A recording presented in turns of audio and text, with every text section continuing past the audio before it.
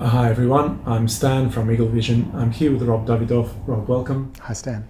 Rob is a very experienced interior designer and architect. When we're talking about interior design and how it relates to, presentation of some of the projects in the marketplace today.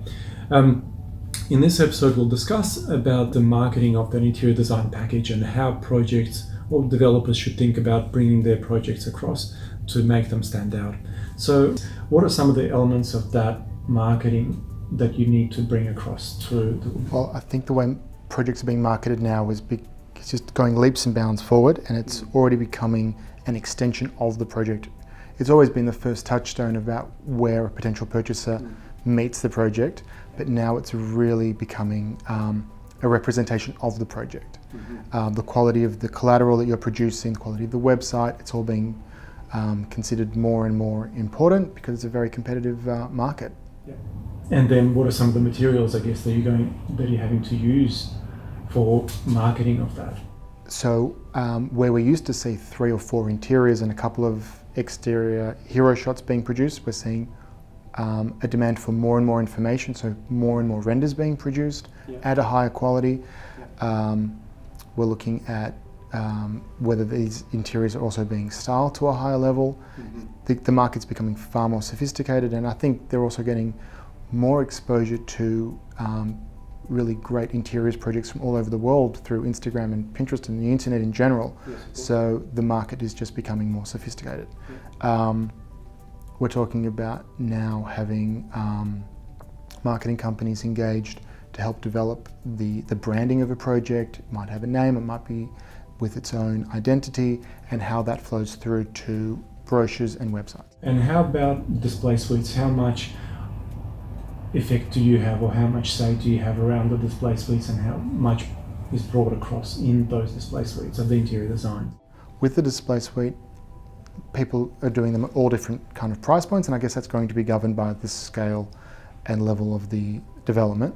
But I think you have to remember whatever you're creating that's becoming an example of this development needs to represent the quality of the development you're doing. So if you're going to do anything, do it to the best of your abilities. Otherwise, you're going to be selling the development short, and that's really going to leave a bad impression on any of your potential purchasers. Yeah, absolutely. And you mentioned earlier that you worked on a project in Martin Crt. So how did that come about in terms of the interior design and how it was being presented to the buyers? I guess this is kind of going back to an earlier conversation when we talked about having a very crisp concept. The project that we're currently doing now in Martin Crt is based on 2 individual homes on a common site, and because of that, it was very clear from the very conception of the project that they both have their own identity, even though they were always going to be read as a pair. So we talked about them having these 2 dual identities, one being the extrovert and one being the introvert. Having those 2 concepts went through the architecture and then was brought through the interiors as well, and they each have their own architectural expression, and that also lent to having these 2 what we considered more introverted interiors and an extroverted interiors package, and that was also then brought through into how they were individually branded. So having that kind of key concept and story was able to be run through architecture, interiors and branding in this concise thing, and it's summed up in 2 words. So it is something that can be brought right the way through a project, and that can be something that can be very memorable for a potential. And very powerful too, for the marketing of it. Very good.